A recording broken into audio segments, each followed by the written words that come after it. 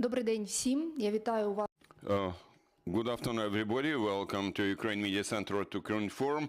I'm Olga Atamanova, and now we'll tell you about the schedule of our events for today.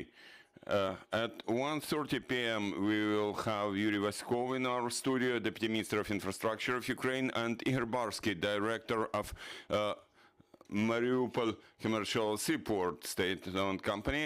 We will discuss the operations of the seaports during the wartime and destruction of damage to infrastructure and new alternative logistics chains. At 2:30 p.m. we'll have Ivana Klimpus-Sinsadze, Parliament member of Ukraine, and we'll discuss the appeal of the Verkhovna Rada, the Parliament of Ukraine, to the global community requesting to recognize the Russian Federation as a terrorist organization. Why it is important and why do we need it? At 3 p.m. we'll have Tamila Tasheva in our studio. She is permanent representative of the President of Ukraine for the Autonomous Republic of Crimea, and we'll discuss with her first steps in this position and how Ukraine's position will change about the occupation of Crimea and how Crimean platform operates during the wartime. And right now with us we have Yuriy Ihnat, spokesperson of the Air Force Command of the Armed Forces of Ukraine. Mr. Ihnat, you're welcome. Can you hear us? Mr. Ihnat, you're welcome. Can you hear us?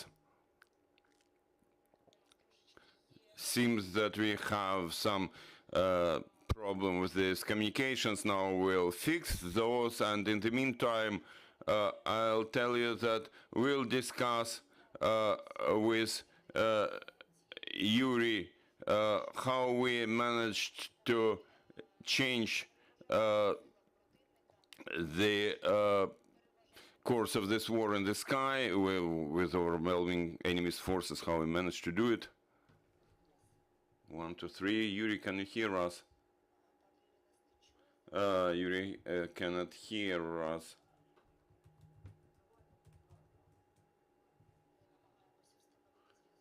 We tried to restore communications with Yuriy. I hope we'll manage to do it. Yuriy, are you with us?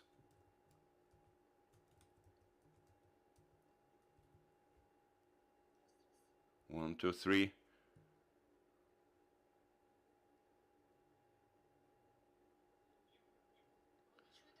I cannot hear you.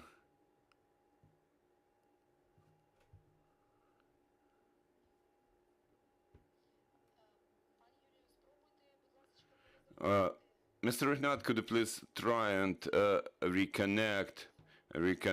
restart your Zoom if you can hear us?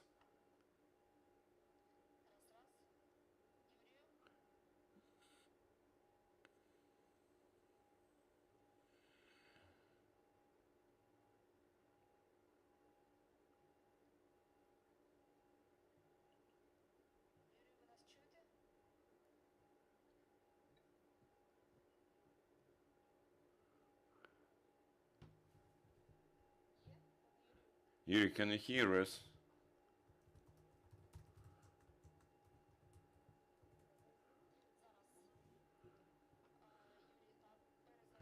Now Yuriy Ihnat, the spokesperson of Air Forces, will reconnect, restart his system. We'll try again to connect with him. I'd like to remind you that right now online we have Yuriy Ihnat, spokesperson of the Air Force Command of Ukrainian Armed Forces, and we'll try and reconnect now.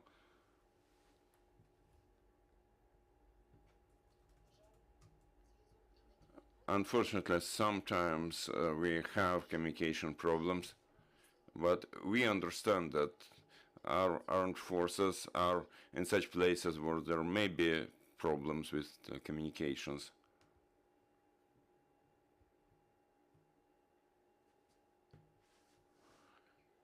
Yeah, no, I can hear you. So, good afternoon again.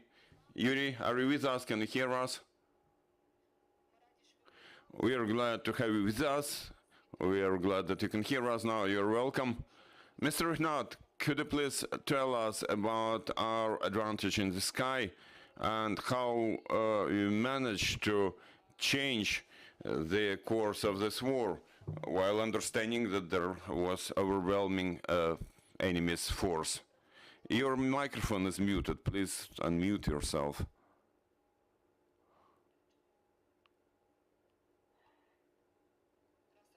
One, two, three, sound check.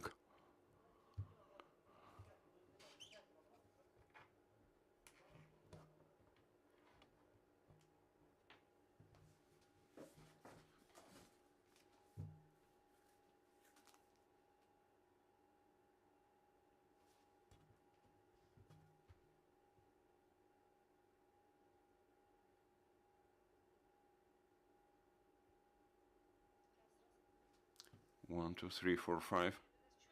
Yuriy, can you hear us?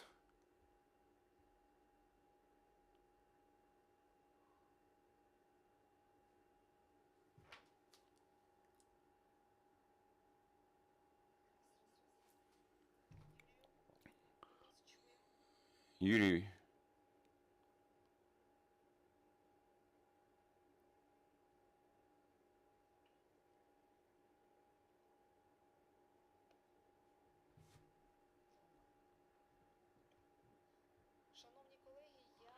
Dear colleagues, I'd like to apologize for these technical problems. Now we'll fix all those problems and we will be back in 5 minutes. Прошу зупинити трансляцію. Зараз ми повернемося. Дякую всім за розуміння. Thank you for understanding.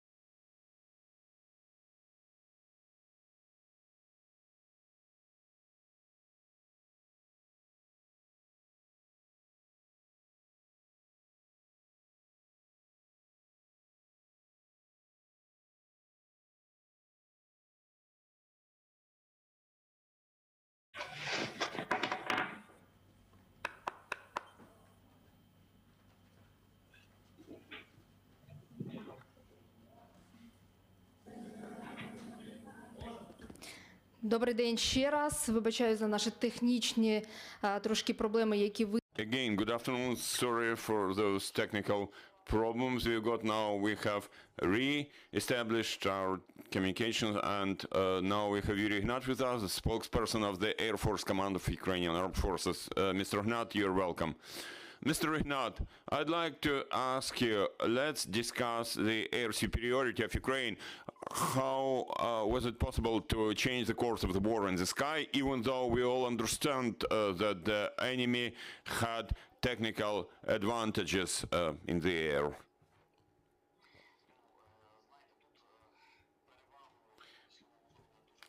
You know, maybe advantages or superiority is not exactly the right word here. Well, to say that Ukraine controls the airspace over the government-controlled territory, definitely we can say that, because the situation that we had at the beginning of that full-scale invasion on the 24th of February, when airplanes and helicopters of those occupying forces were flying around Kyiv. After that, after heavy battles in the air and on the ground, our air forces managed to take control of the sky, of the air, and now the enemy's combat aircraft do not enter the area of covered by our air defense, and also they do not engage with our fighter jets, our interceptors, but there is that territory temporarily controlled by them, which they filled with their defense systems. I mean, Donetsk, Luhansk Oblast, and some part of Kherson Oblast, like the east of Ukraine. And there, you know, the enemy incurred significant losses in the first weeks of the war, and currently we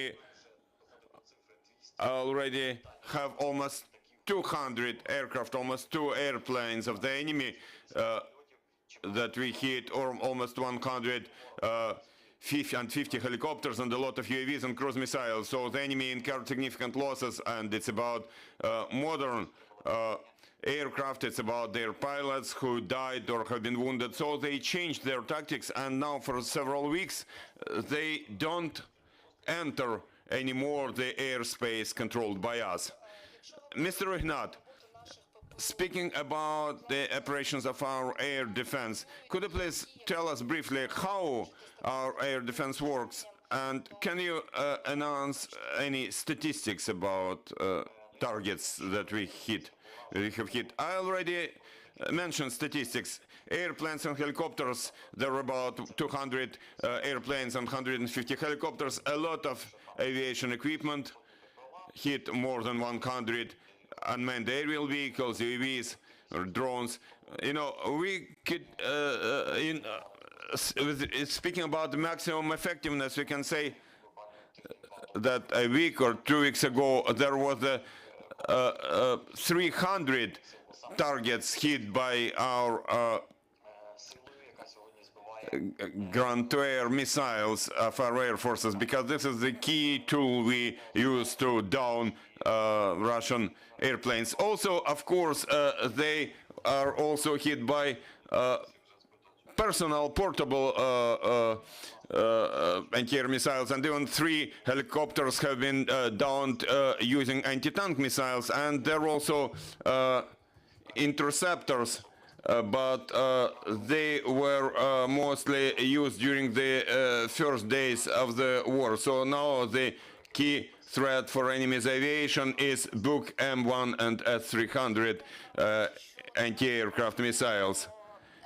There has been some information that now our skies are covered by outdated anti-aircraft units. Can we discuss any upgrade, any modification of our air defense? Yeah, of course, we are fighting using equipment made in 1980s, so it has been more than 40 years that those units have been in operation and those rockets have been manufactured.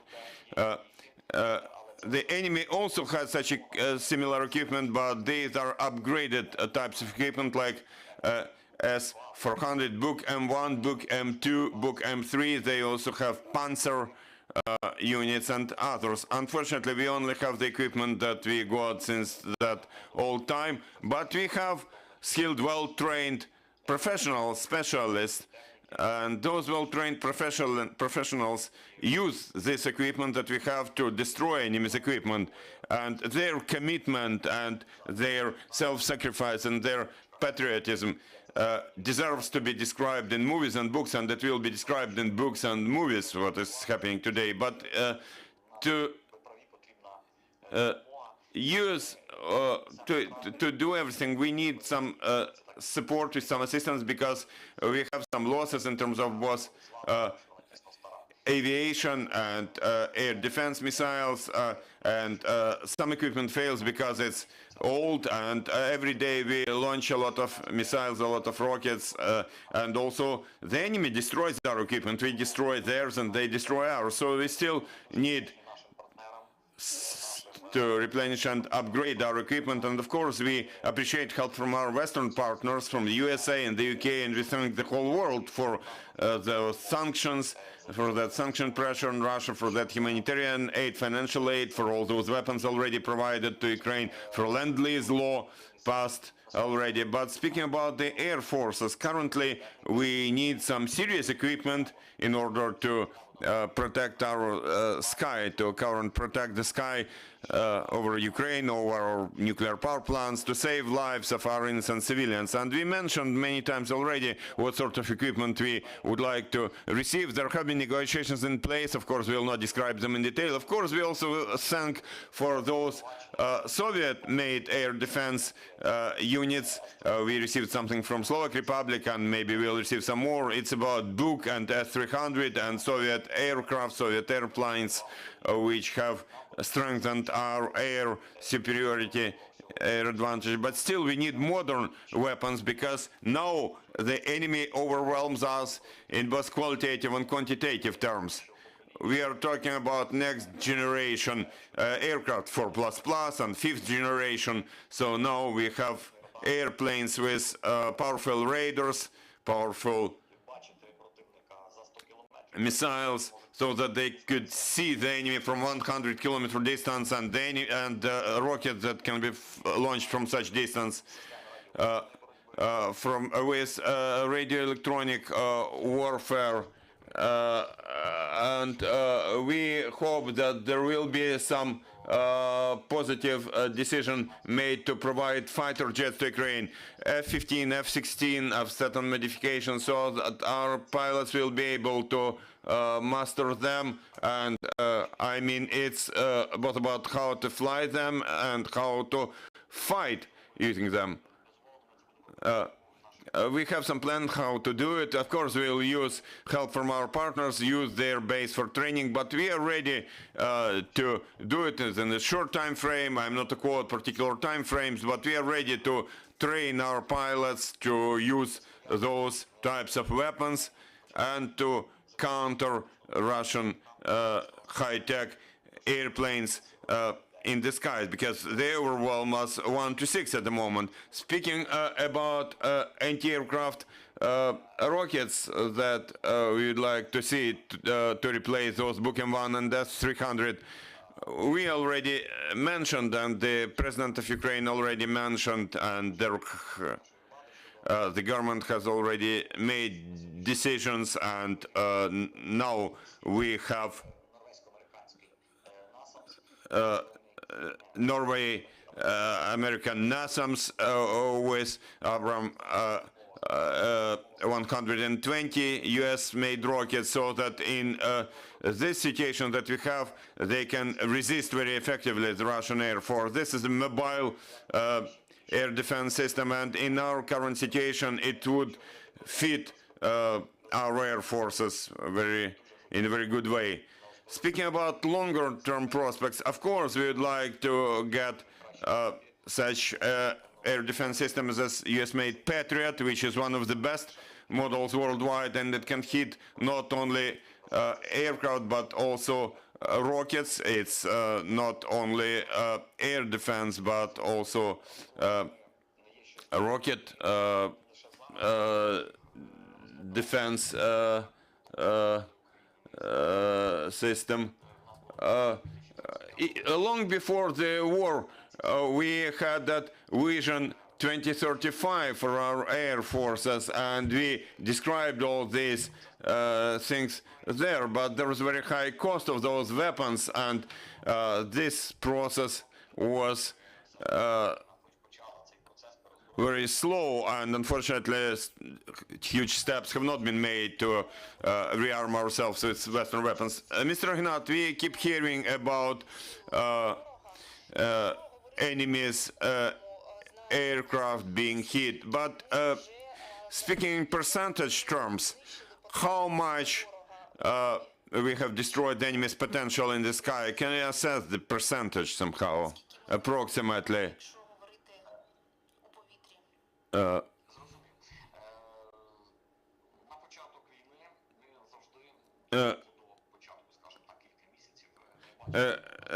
At the beginning of the war, even several months before this war, we saw some military exercises in the Republic of Belarus and around the Ukrainian borders in the Black Sea. And of course, our intelligence did analyze the situation, and we saw that there was some concentration of helicopters and other equipment, and about 450 airplanes were around Ukraine in airfields in the Republic of Belarus and Russia, about 250 combat helicopters, so it's 700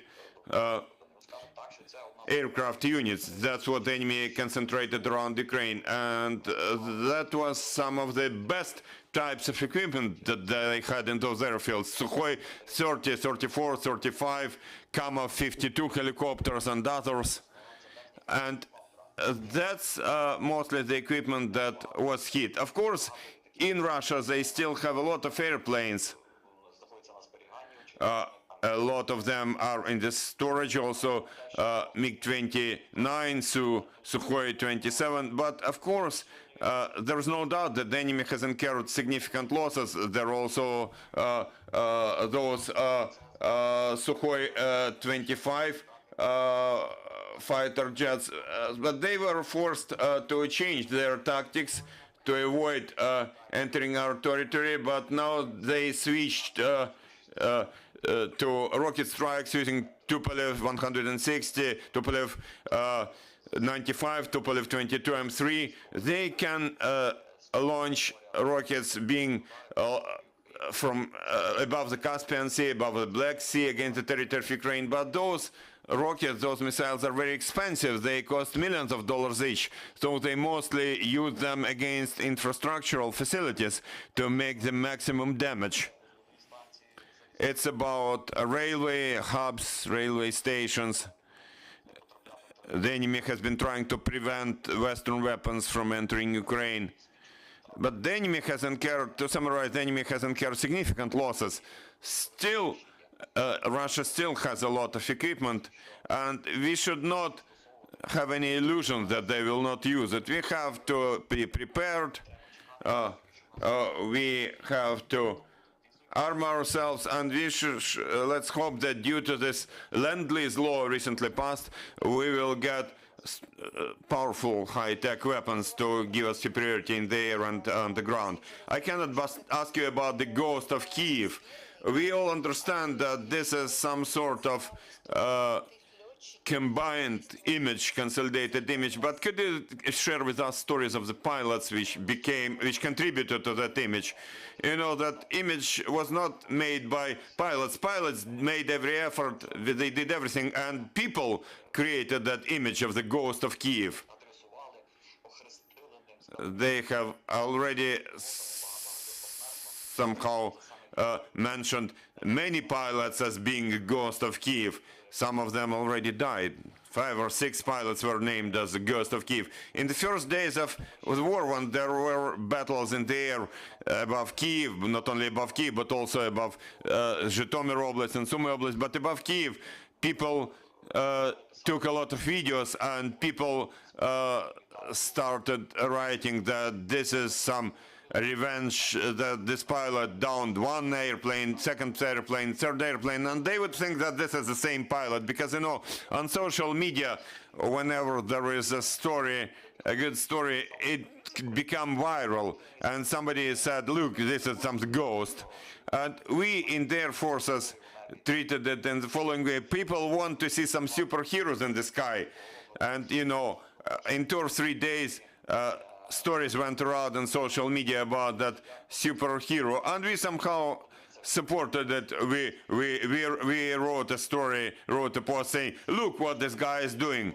And people just loved that superhero, and they praised him, and they described his achievements more and more every time, like 40 airplanes, 50 airplanes. Of course, that's impossible realistically, but there has been this image of Ukrainian superhero. Like in the States, they have that Superman superhero in comics and so on. Now, we already have that superhero on magazines covers, on big boards, on banking cards, and so on. So people are inspired with this image. This image is based, first of all, on the pilots of the 40th Brigade of Tactical Aviation, which is near Kyiv and implements its assignments to protect the air, protect the sky above the capital city and governmental facilities. And military pilots are, say, sources of this ghost. We say that we are all ghosts. We appear where the enemy does not expect us to appear.